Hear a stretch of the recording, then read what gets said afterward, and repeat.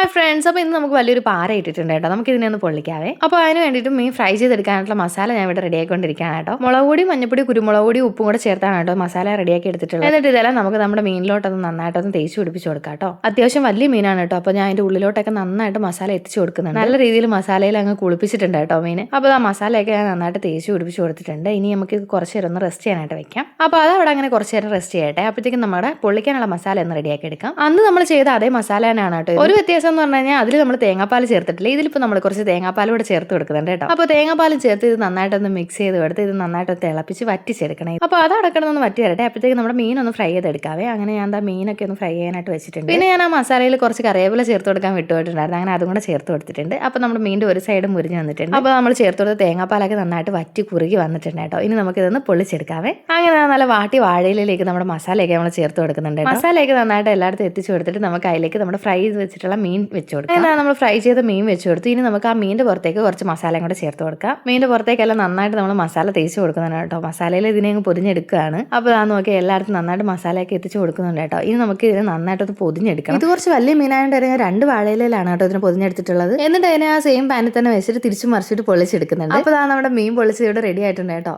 നോക്കിയാൽ വാഴയില തുറന്നപ്പോൾ ആ മസാലയൊക്കെ ആ മീനകത്ത് നന്നായിട്ട് പിടിച്ചിങ്ങനെ ഇരിക്കുന്നത് കാണാൻ തന്നെ എന്ത് ഭംഗിയല്ലേ. കാണുന്ന പോലെ തന്നെ കഴിക്കാനും നല്ല ടേസ്റ്റ് ആയിരുന്നു കേട്ടോ. മീൻ ഞാനിങ്ങനെ കുറച്ചിങ്ങനെ നുള്ളി എടുത്തപ്പോൾ തന്നെ എൻ്റെ കൈ നന്നായിട്ട് പൊള്ളിയിട്ടുണ്ട് കേട്ടോ. അത്രയ്ക്ക് ചൂടായിരുന്നു. നമ്മളിതിപ്പോൾ പൊറോട്ട കൂടെയാണ് കേട്ടോ ഇത് കഴിക്കുന്നത്. കുറച്ച് പൊറോട്ട ഇങ്ങനെ എടുത്തിട്ട് ആ മസാലയും ആ മീനും കൂടി ഇങ്ങനെ കൂട്ടി കഴിക്കാനായിട്ട് അടിപൊളിയായിരുന്നു കേട്ടോ. മീനാണെങ്കിൽ നല്ല ഫ്രഷ് മീനായിരുന്നു. അടിപൊളി ടേസ്റ്റ് ആയിരുന്നു കേട്ടോ കഴിക്കാനായിട്ട്. എല്ലാവരും നന്നായിട്ട് ആസ്വദിച്ച് കഴിച്ചു. മീനിനെ അവസാനം ഞങ്ങളൊരു കോലാക്കി എടുത്തിട്ടുണ്ട് കേട്ടോ. ഇതാണ് കേട്ടോ മീനിൻ്റെ അവസ്ഥ. അപ്പോൾ ഇന്നത്തെ വീഡിയോ ഇത്രയുള്ളൂ. ഇനി അടുത്ത വീഡിയോയിൽ കാണാം കേട്ടോ.